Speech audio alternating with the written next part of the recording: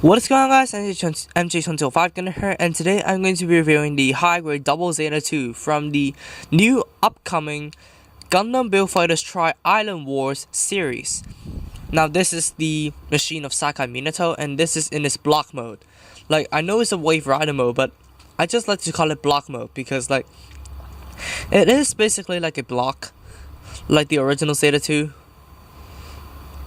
Like you have the cannons here, you have the long rifle here, you have them feet over here, you have the hands here, you have the back skirt here, and it is a pretty good looking Wave Rider mode. I would like to put this on my shelf because it is compact, but let's face it, I usually like the mobile suits only because like they have more playability. Like, these are good for whooshing around, but yeah, the mobile suits, yeah, you get the idea. So, how is this achieved? By parts forming, of course, like the original ZZII. So, after transforming, this is what you're left with, the true ZZII. So let's tear off the entire thing and put it back on the guy. Put it back on the Gundam. So let's take off these side cannons and take off the central HM cannon and take off the back skirt and take off the side skirts of the Gundam. Well, do not leave the ball joints on. After that's being tackled with, you should not tear off this part. You should tear off the chest plate and tear off the legs, which is a hard thing to do because the polycap needs to be stayed in the correct position. And tear off the arms, and then finally tear off the beam rifle. And see how much is parts formed into the Wave Rider mode? That pile of junk. And this block is totally obsolete in the review. So what you do for the Gundam itself, like, you should put the arms back on, of course. So what you do is to flip up this shoulder piece, pull out this piece and put it in the front facing up, and what I like to do is to rotate the arm and rotate the hand. So you put that back on. Same thing goes for the other side.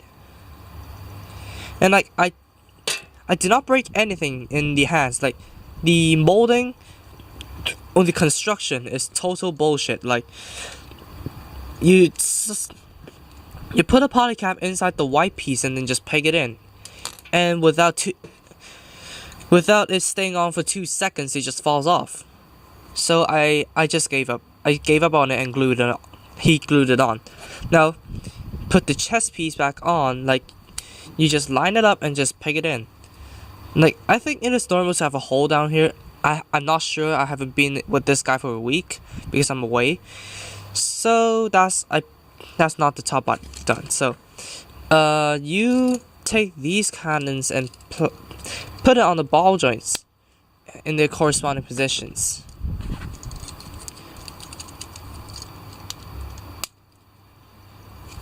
And then take the central HM cannon facing down and peg it into the polycap. And then obviously take the legs, peg them in,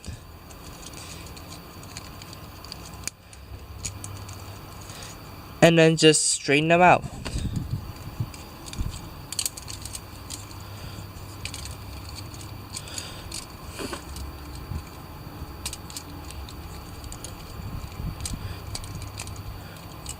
Without it popping off, that is.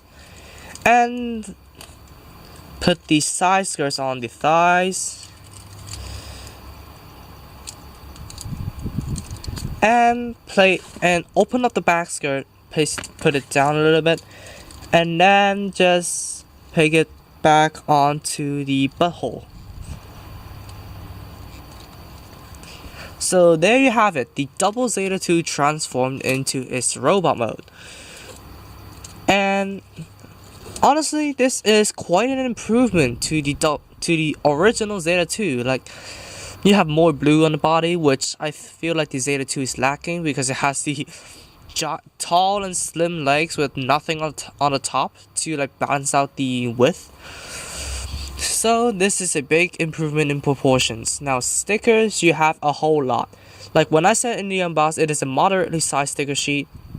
No, it's not. So you have the forehead camera, the sensors on the chest, the separate eyes, the yellow vents on the shoulders which would like to pop off, and the black on inside this.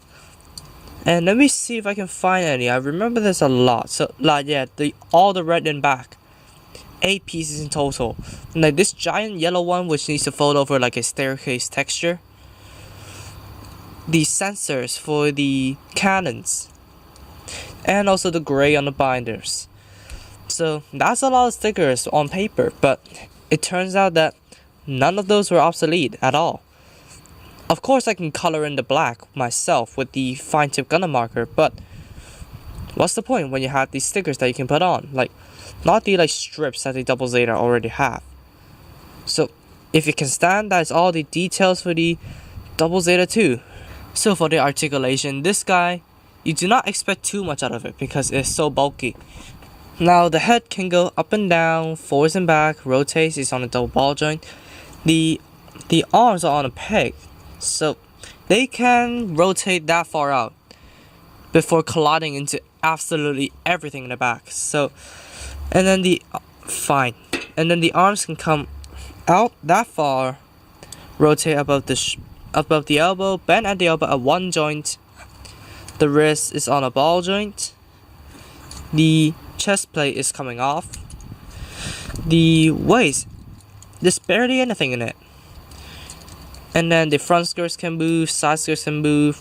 The back skirt, well, the back skirt can finally move. Like, it can move, not this piece, but the back skirt itself. And it can also flip up from the transformation to get out of the way. And the legs can go forwards, backwards, outwards, pretty far. Rotate at the hip, a double jointed knee. And the feet can basically just do this. And this piece of knee armor can move up and down.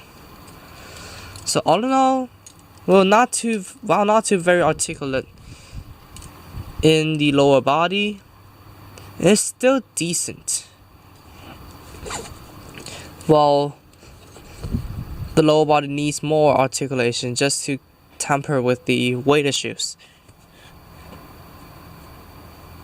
So for the accessories, you have the 2 cannons up here, so you can flip them down to shoot them. And also I forgot in the articulation part, the wings can rotate and this piece can move. Also you have the like central cannon over here, so you need to take them off, rotate it, and place it up. So with that, I would prefer letting the cannon stay up and then just place it down to shoot it.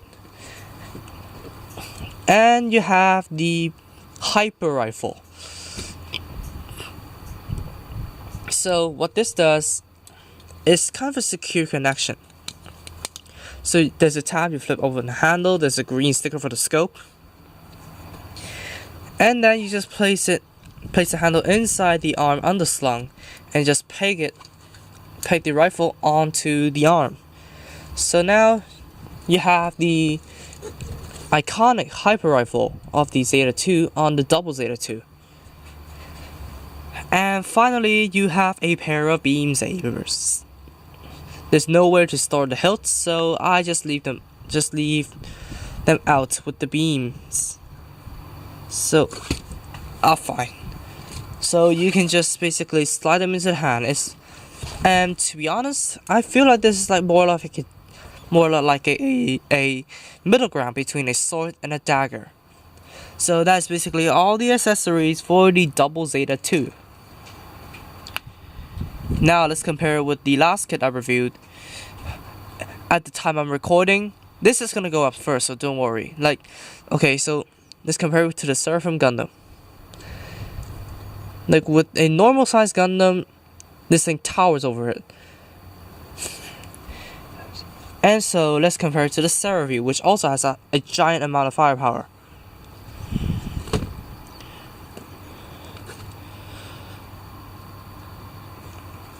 So that's everything in the review of the high grade Double Zeta 2. So thank you guys so much for watching this video. If you did like it, please be sure to drop a like, comment, and also subscribe for more gaming videos, model reviews, and all that kind of stuff. Tell me in the comments below, are you excited for the new Build Fighters series? It's coming in less than a week, or a little bit more than a week, honestly. So tell me in the comments below what you think of this guy, and are you hyped for the new series? And also subscribe to Ultra Prime Ace of videos and focusing gaming if you haven't. And I'll see you all in the next video. Peace out, guys. Bye bye.